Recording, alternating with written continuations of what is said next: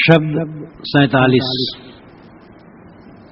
पाड़े बूझ पियो तुम पानी, जेहि मटिया के घर में बैठे तावे सृष्टि समानी। 56 कोट यादो जहाँ भीजे मुंजन सहस 88। पैग पैग पैगंबर गाड़े सो सब सरिभो माटी। मच्छ कच्छ घरियार बियाने रुधिर नीर जल भरिया। नदिया नीर नरक बहियावे पशु मानुष सब सरिया। हाण झरीझर गूद गली गली दूध कहाँ से आया। 16 पाड़े जीवन बैठे मठिए चूत लगाया। वेद कितेब छाड़ दो पाड़े ई सब मन के भरमा। काई कबीर सुनो हो पाड़े ई सब तुम्हरो कर्म। निर्भ्रांत और निर्भय एड़ी से चुटी तक ज्योतिक जीवन वाले सदगुरु कबीर के साहस और विवेक की प्रशंसा करनी चाहिए।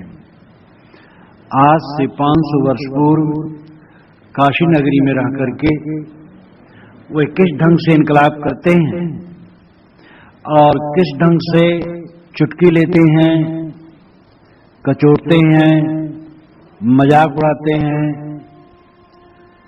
और चेतावनी देते हैं और झकझोर देते हैं। अय पंडित, अय पाड़े, विचार करो। पाड़े बूझ पियो तुम पानी।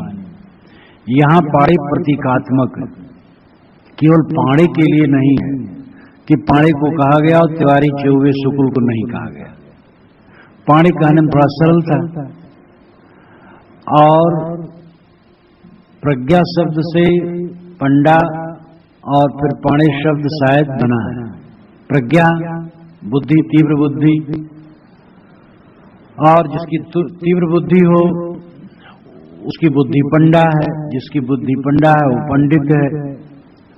और पाणे शब्द शायद साहब को ज्यादा रुचा हो कि पाणे जो पंडित है और ज्यादा अपनी बुद्धि का अहम रखता है कि मैं बहुत बड़ा बुद्धिमान हूं, इसलिए साहब ने पाणे पाणे ज्यादा कहा हो। लेकिन ये निश्चित है पाणे प्रतीकात्मक है ब्राह्मण पुरोहित सब के लिए। पाणे बूझ पियो तुम पानी। अय पाणे, तुम बूझ करके पानी पीते हो। जब तुम्हें कोई पानी देता है तुम पूछते हो भैया किस जात के हो, तब पीते हो। जात पूछने की जरूरत नहीं पड़ती है, जात तो दिखाई देती है। मनुष्य की जात एक है, जात नाम पैदा होना। जिनकी पैदाइश एक है उनकी जात अलग अलग कहां है। लेकिन तुम बूझ करके पानी पीते हो कि तुम्हारी जात क्या है। लेकिन क्या तुम्हें यह खबर नहीं है जय मटिया के घर में बैठे तामे सृष्टि समानी। जिस मिट्टी के घर में तुम बैठे हो उसमें पूरी सृष्टि समा गई है। मटिया का घर पहले तो शरीर है और फिर ये दूसरा घर है। जिस घर में हम बैठे पता नहीं कितने मुर्दे गाड़े गए होंगे, यहाँ पता नहीं कितने जीव जंतु मर मर के सड़ सड़ के इसमें मिले हैं। और जिस शरीर में हम बैठे हैं ये शरीर के कण पता नहीं कितने शरीरों की रचना किए होंगे, किन किन के शरीरों में ये कण मिले होंगे और आज हमारे शरीर के रूप में विद्यमान है। जिस मिट्टी के घर में तुम बैठे हो उसमें पूरी सृष्टि समाई। 56 कोट यादो जहां भीजे मुनिजन सहस 88। कहा जाता है यादव 56 करोड़ थे। ये अतिशयोक्ति। आज पूरे भारत में कहा जाता है 90 करोड़ इंसान हैं और हाय तौबा मचा है कि सृष्टि बहुत बढ़ गई है, जनसंख्या बहुत बढ़ गई है। और केवल मथुरा या द्वारिका में 56 करोड़ यादव होते कैसे गुजर बसर कर पाते हैं, तो अतिशयोक्ति है। लेकिन अर्थ है कि यादवों का विस्तार बहुत हो गया था और सभी यादव मर के सड़ के इसी जमीन में मिले। मुनिजन 88 88,000 ऋषिगण मुनिगण नैमिषारण्य क्षेत्र जो लखनऊ से उत्तर है और जहां पर बहुत बड़ा तीर्थ माना जाता है, गोमती बहती है, वहां पर 88,000 ऋषि तपस्या करते थे। वे भी मर करके इसी जमीन में मिल गए। पैग पैग पैगंबर गाड़े, कदम कदम पर पैगंबर गाड़े गए हैं। न मालूम कितने पैगंबर हुए। पैगंबर का अर्थ है पैगाम लाने वाला। पैगाम कहते हैं संदेश को। ईश्वर का संदेश लेकर के जो दुनिया में आया वो पैगंबर। ये काल्पनिक है, लेकिन कहते हैं बहुत पैगंबर हो गए और वो पग पग पर गाड़े गए। सो सब सरिभो माटी, ये सब सर करके मिट्टी हो गए।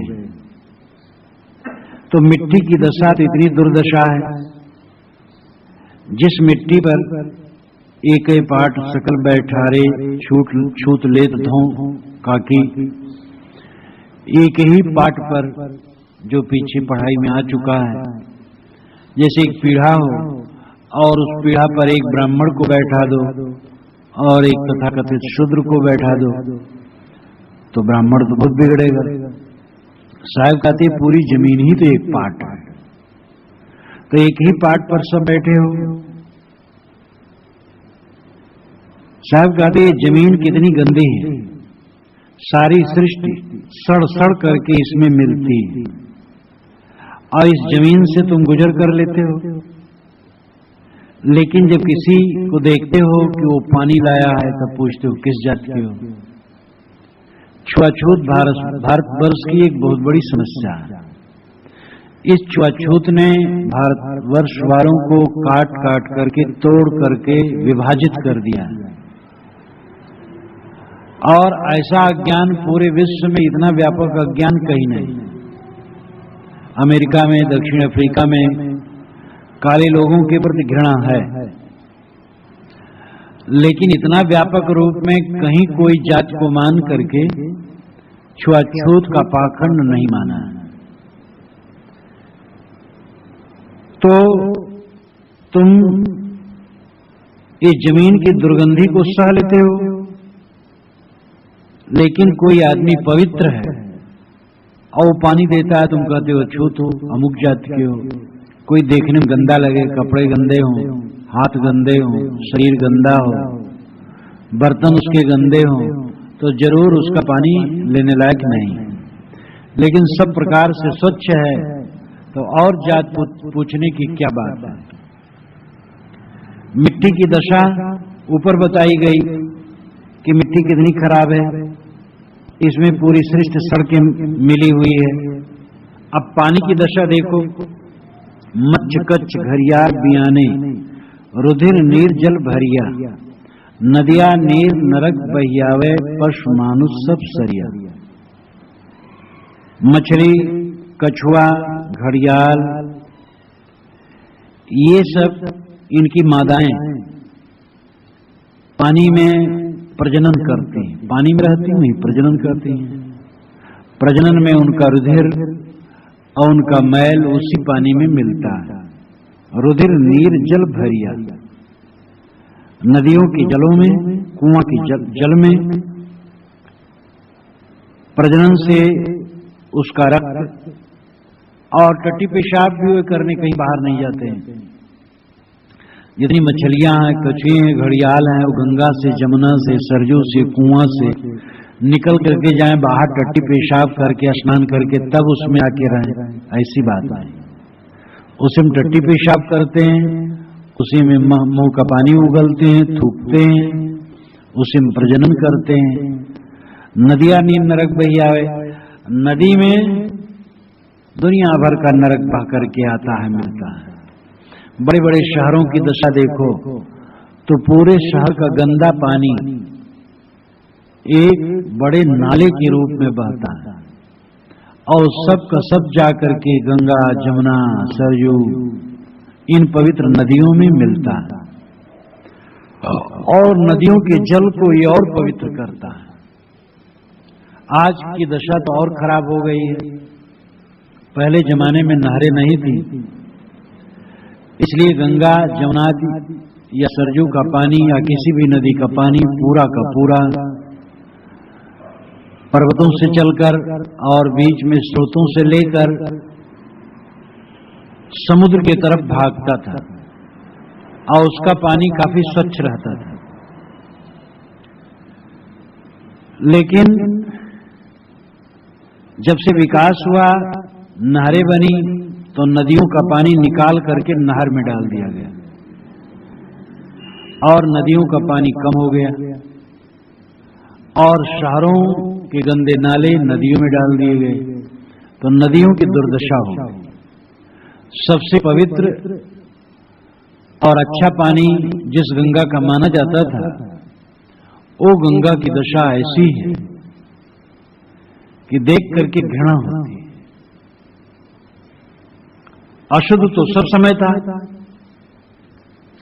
लेकिन आज की दशा और खराब है। नदियां नीर नरक बही आवे, नरक बह करके गांव से, देहातों से, शहरों से नदियों में वो गंदा पानी मिलता है। पशु मानुष सब सरिया, पशु की लाशें, मनुष्य की लाशें नदियों में सड़ती, ये सब जानते हो, देखते हैं। फिर भी नदी पवित्र है और नदी का पानी तुम पी लेते हो, नहाते हो, उसमें उद्धार की भी कामना करते हो। लेकिन एक साफ सुथरा आदमी स्वच्छ पात्र में पानी देता है और फिर तुम कहते हो कि ये छूत है, बूझ पियो तुम पानी। अरे पंडित जी, तुम पानी बूझ करके पीते हो, इन सब बातों को बूझते हो कि नहीं बूझते हो? जिस जमीन में रहते हो जमीन से बूझते हो कि नहीं? और नदियों और नालों और कुओं का पानी जब पीते हो तब थोड़ा भी दिमाग लगाते हो कि नहीं कि उसकी क्या दशा है? हाण झरीझर गूद गलीगल दूध कहां से आया, 16 पाड़े जीवन बैठे मटी छूत लगाया। हाण झरीझर नाम झरनों से, हाणों से स्पर्श करके, झर करके, और गूद गलीगल, गूद नाम मांस, उनकी गलियों से। गलीगल का मतलब गलगल करना ही, मांस गल के दूध नहीं बनता है। दूध बनता है आहार का। मादाएं जो आहार ग्रहण करते हैं और रासायनिक प्रक्रिया द्वारा उसी आहार का दूध बनता है। इसीलिए शाम को अगर दुधार वस्तु, बिनौले इत्यादि पशुओं को खिला दिए जाएं तो सुबह दूध बढ़ जाता है। मांस गल के दूध नहीं होता है, मांस गलीगल यानी मांस की गलियों से, हाड़ के झरनों से, मांस की गलियों से दूध कहां से आया? कहां से दूध आया है? किससे बना है? साहब नहीं कहते कि हाड़ गल के बना है और मांस गल के बना है। उसके झरनों से, उसके गलियों से आया है दूध। 16 पाणे जीवन बैठे, पाणे जी उसको लेकर के तो जीवने बैठ गए, भोजन करने बैठ गए और मटिए छूत लगाया। मिट्टी का बर्तन है कोई का तो उसमें छूत लगा दिया। आत्मा मनुष्य का शरीर मिट्टी है, कोई मनुष्य है वो पानी लाता है तो उसमें छूत लगा दिया। ये कितना अनर्थ है। बड़ी गहराई से साहब छुआछूत का खंडन करते हैं।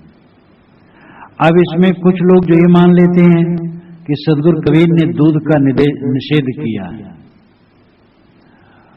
उनको विचारना चाहिए दूध का अगर निषेध है तो जमीन का निषेध पहले है। क्योंकि पानी बूझ पियो तुम पानी, पानी को, पंडित को, ये केवल पंडित का ही दोष नहीं, भी ध्यान देना चाहिए। छुआछूत का पाखंड तो भारतवर्ष में हर जगह है। जिनका नाम चमार है, जो चाम काटते हैं वो, जो नहीं काटते हैं वो, एक दूसरे में बड़ा फर्क है। चाम काटने वाले चमारों को दूसरे चमार अछूत मानते हैं, उनसे अलग रहते हैं। भंगियों को अछूत मानते हैं। पासी जिनको कहा जाता है वो चमार मात्र को अछूत मानते हैं। उनसे रोटी बेटी का संबंध नहीं करते हैं। एक ब्राह्मण दूसरे ब्राह्मण को अछूत मानता है, तभी तो उसका भात नहीं चलता है। अब चलने लगा। आज से 30-40 वर्ष पूर्व विवाह जब होता था, बारात जाती थी ब्राह्मणों की, तो वहां पर जिस दिन पहुंचते थे उस दिन पूरी सब्जी खिलाते थे, पूरी सब्जी चिवड़ा दही। तो इसमें अछूत नहीं, छुआछूत नहीं मानते, भात में मानते। दूसरे दिन जलपान बट गया, सुबह के लिए हंडियां आती थी, क्योंकि बर्तन कहां से लाए, तो कुम्हार यहां से हंडियां मंगा के पहले रखी जाती थी। तो उसमें कुछ लोग तिवारी हैं, कुछ लोग शुक्ल हैं, कुछ लोग पाड़े हैं, कुछ लोग मिश्र हैं, कुछ लोग उपाध्याय हैं, कुछ लोग और हैं। तो उनके लिए अलग अलग हंडियां चढ़ती थी और वे उन्हीं में से कोई कोई बनाते थे।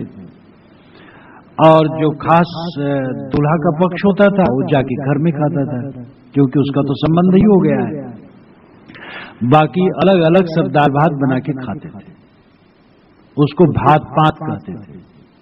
भात पात है, जात पात भात पात। जात पात है कि जात की पंक्ति अलग हो, कुर्मी अलग बैठे, मुराव अलग बैठे, धोबी अलग बैठे, ये जात पात। और भात पात जिनका भात चले उसकी पात, तिवारी अलग, पाड़े अलग, शुक्र अलग, चौबे अलग, ते भात पात। ये भात पात का रोग ब्राह्मणों में रहा है अभी कुछ न कुछ, लेकिन थोड़ा है। अब तो सुनता हूं ब्राह्मणों में हलवाई आता है, भोजन बनाता है, विवाह में वो सब खाते हैं। अब ब्राह्मण की भी जरूरत नहीं रह गई। लेकिन भात पात, पहले भात पात चलता था। वहां पर परसदा की तिवारी मिश्र जी हमसे यही कहे कि साहब हमारे गुरुजी ने भात पात तोड़ा था, आपने जात पात तोड़ दिया। वहां जो जानते ब्राह्मणों की मेजॉरिटी, तो रामफल साहब जो वहां के स्थापक थे, तो जब भक्त लोग आवे तो तिवारी चौबे मिश्र पाड़े सब खूब आवे, तो कहें साहब हम उनका बनाए मिश्र का बनाए नहीं खाएंगे, वो साहब पाड़े बनाए नहीं खाएंगे। तो रामफल साहब ने खूब फटकारा, कहे तुम लोगों के लिए हम कितना बर्तन लावे, कितना चूल्हा लावे, ये पाखंड बढ़ा करके बैठे हो, एक बना और सब खा। तो भात पात टूट गया और एक बनाने लगे, सब खाने लगे। शुक्ल पूर्वा पास में है, शुक्ल लोग आवे, भोजन बनावे, सब खाए। जब मैं गया तो जब मैं पहुंचा सालपुर, तो एक मिश्र जी थे, कहे कि अरे भाई शुक्ल लोगों को बुलाओ, साहब का भोजन बनाना है। हम कहे यहाँ शुक्ल मिश्र की जरूरत नहीं, साधु भोजन बनाते हैं, यहाँ साधु अपने हाथ से बनाते हैं। जब तिवारी जी यहाँ गया तो उनका छोटा भाई आके मजरे आकर कहे साहब साधु में कोई ब्राह्मण हो चले भंडार बनाने के लिए। हम कहे चुप रहो, ऐसा नाम नहीं लेना, यहाँ तो सब ब्राह्मण है, जो आत्मज्ञानी हुई ब्राह्मण है। और हमारे साधु भोजन बनाते हैं और हम लोग बना के खा लेंगे, तुम्हें हम खिलाना नहीं चाहते हैं। और यहाँ ये मत पूछो ब्राह्मण मत साधु। तो तिवारी जी सुने तो उसको डांटेगा, अरे क्या कहता है साहब सामने, चुप। तो हमारे साधु गए बनाए, कोई कुछ नहीं पूछा। फिर तिवारी जी कहे साहब हमारे गुरु जी ने भात पात तोड़ा था, आपने जात पात तोड़ दिया। और ये लगता है कि बहुत बड़ी वीरता का काम किया। अरे ये तो झूठ है, तो वीरता लगती है। तो मनुष्य हैं, साफ सुथरे हों, वो बनावे बस हो गया जात पात। तो ये जात पात का रोग ये ब्राह्मणों में, क्षत्रियों में, वैश्यों में, जिनका नाम शूद्र है उनमें, और सभी वर्गों में। एक बार भर लोग आए, भर सूअर पालते हैं, भर लोग मांस खाते हैं। तो वे लोग आए और लकड़ी चीरने के लिए, तो सब लोग अपना चावल दाल बांधे रहे और सब अपना लोटा लिए रहे बड़ा बड़ा, कहे हम महाराज किसी को बनाया नहीं खाएंगे। वो अपना अपना सब पकाए और भर थे, सूअर पालते थे, मांस खाते थे, साधु बनाया भी नहीं खाए, क्योंकि वो अजात हो जाएंगे, अछूत हो जाएंगे। तो भारत में सब 49 हाथ हैं, खाली ब्राह्मण दोषी नहीं, सब दोषी। लेकिन ब्राह्मण अगुआ हजारों वर्षों से रहा है, उसने पाखंड फैलाया। और अगर कहो उसने नहीं फैलाया, सबने फैलाया, तो बुद्धिमान था। उसको चाहिए था कि वो इसको तोड़ता, स्वयं न मानता और दूसरों में प्रचार करता, बस ठीक हो जाता। लेकिन ये तो और अगुआ थे, इसके भी अगुआ थे, छुआछूत के भी अगुआ थे। इसलिए साहब ने पंडितों पाणों को लिया, अगुआ को लिया, और उन्होंने सोचा अगुआ ठीक हो जाए तो सब ठीक हो जाए। इसलिए उन्होंने ब्राह्मणों को पहले लिया। आए पंडितों, आए पाणे लोगों, जरा विचार करो, तुम किसी के पानी को अछूत मानते हो, जमीन को अछूत मानते हो जिसमें सब मुर्दे सड़ते हैं, गंगाद नदियों के जलों को अछूत मानते हो जिसमें नरक बहता है और पशु मनुष्य सड़ते हैं, और दूध को अछूत मानते हो जो हड्डी की झरने और मांस की गलियों से बह के आता है, ये सब सेवन कर लेते हो, तो एक पवित्र मनुष्य के हाथ का पानी पीना अपराध क्यों मानते हो? इस पर विचार करो। इसका उत्तर कुछ नहीं। अब जो महाशय सोचते हैं कि दूध का खंडन साहब ने किया है, वो थोड़ा सा परिश्रम करें, उसकी अगली पंक्तियों, पहले वाली पंक्तियों पढ़ लें। मट्टी खंडन साहब ने पहले किया है। जो दूध को अशुद्ध मान करके छोड़ते हैं उनको मट्टी से ऊपर उठ जाना चाहिए, जमीन पर नहीं रहना चाहिए, जमीन छोड़ देना चाहिए, और पानी को छोड़ देना चाहिए, पानी नहीं चाहिए। नदी में उंगली न डालें, नल का पानी पी सकते हैं लेकिन वारसल चाम का न लगाओ। तब हवा में रहना भी गलत होगा। साहब ने हवा को नहीं कहा, कितना कहें, लेकिन लक्षणार्थ से समझ लेना चाहिए। हवा में तो सब खुला है, शूद्र का सांस, ब्राह्मण का सांस इसी हवा में निकलता है और सब घुल मिल जाता है। तो यहां पर क्या, बचपन की मुझे याद है, मैं बात कर रहा था, पश्चिम तरफ से एक सज्जन खड़े थे, बूढ़े थे, उनको चमार कहते हैं लोग, बात मैं कर रहा था, पछुआई हवा चल रही थी और उनकी थूक सीधे हमारे जीभ पर आके पड़ी। अब तक किया जाए, उनको मैं काका कहता था, श्रद्धेय थे।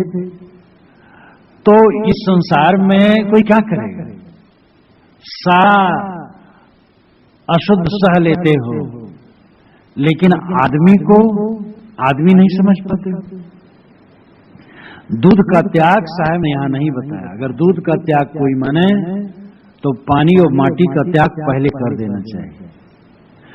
अब हड्डी और मांस से झर करके दूध आता है, इसलिए अशुद्ध तो है ही, लेकिन जिंदा हड्डी मांस से दूध झर के आता, मुर्दा से नहीं। मुर्दा से आवे तो अशुद्ध है, जिंदा से।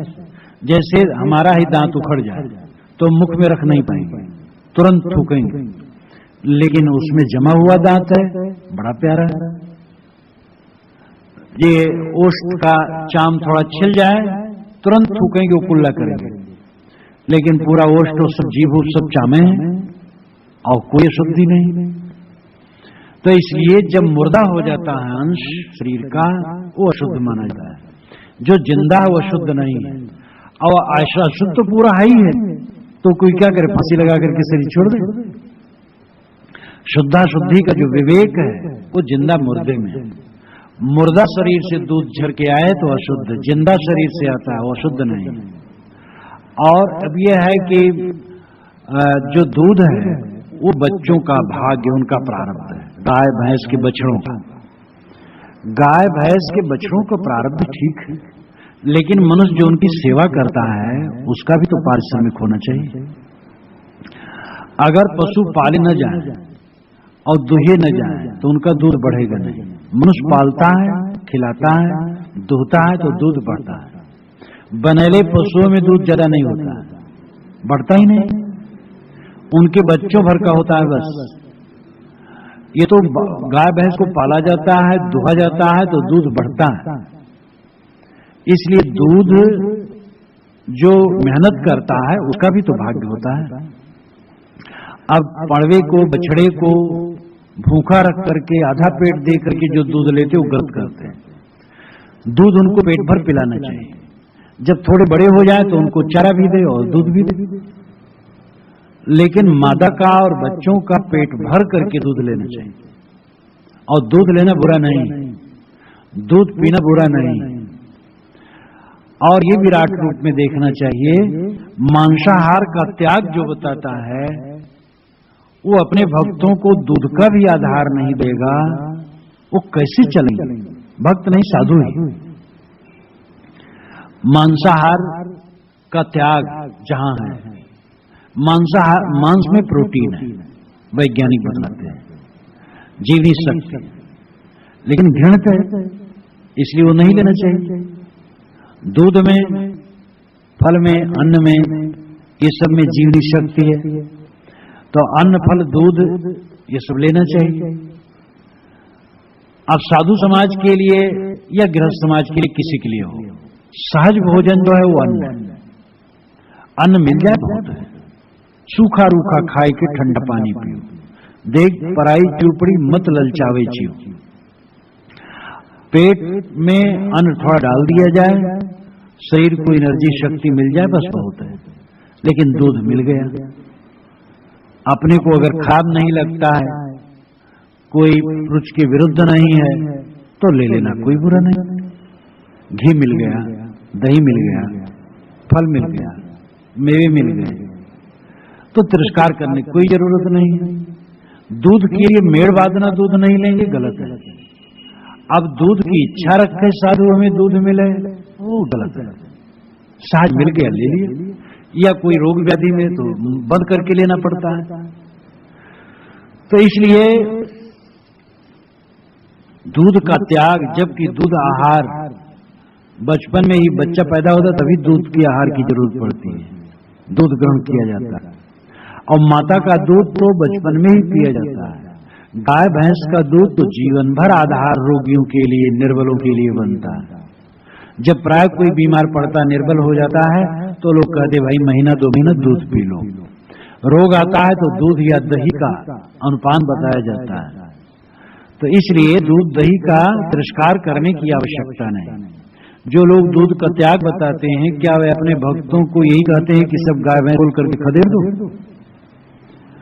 और साधु लोग क्या बीमार हो, तकलीफ हो तो दूध का उनका सेवन न किया या वो न सेवन करे? ये ठीक नहीं। हाँ, किसी की रुचि न हो न खाए, लेकिन दूध का त्याग यहाँ बिल्कुल ही नहीं बताया। साफ बात तो यह है कि कबीर साहब ने दूध का त्याग नहीं बताया। यहाँ तो छुआछूत के विषय में कहते हैं, वेद किताब छाड़ दे पानी इससे मन के भरमा। साहब का कहने का तरीका कितना चुभता हुआ।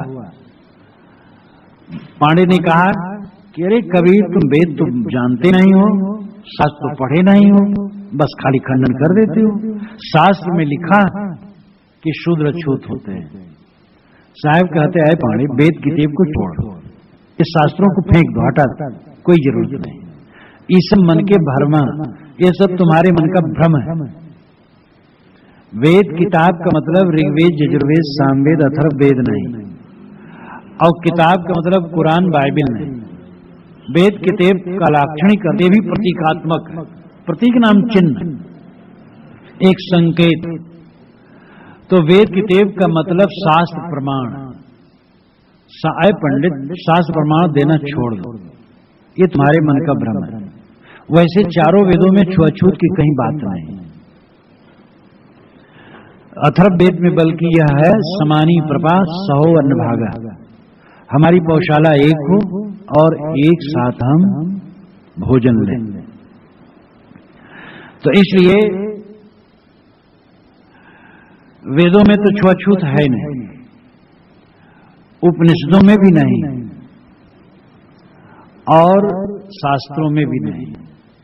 हाँ, ब्रह्मसूत्र में कुछ संकेत है, जिसका स्वामी शंकराचार्य ने भाष्य करके बढ़ा डाला। उनके मन में था तो उन्होंने उसको बढ़ा डाला। महाकाव्यों और पुराणों में इसका रोग बढ़ा है। तो जो अपने को सनातन धर्मी कहते हैं, सनातन धर्म का ग्रंथ वेद है और वेद में छुआछूत नहीं। साहब यहाँ वेद के प्रतीकात्मक शब्द कहते हैं, संकेत शब्द कहते हैं। इस शास्त्रों का प्रमाण देना है पंडित, छोड़ दो ये सब तुम मन के भरमा, ये सब तुम्हारे मन का भ्रम है। कहीं कबीर सुनो हो पाणी, ये सब तुम्हारो कर्म। साहब कहते आए पाणे, ये सब तुम्हारा कर्म प्रपंच है, धोखाधड़ी बकवास, कुछ नहीं। छोड़ो ये अंधविश्वास और मनुष्य को मनुष्य समझो। सदगुरु कबीर इस प्रकार पाणी को, पंडित को, ब्राह्मण को, पुरोहित को और उसी आधार में मानो पूरे मानव समाज को कहते हैं कि तुम कहीं किसी को अछूत मत मानो।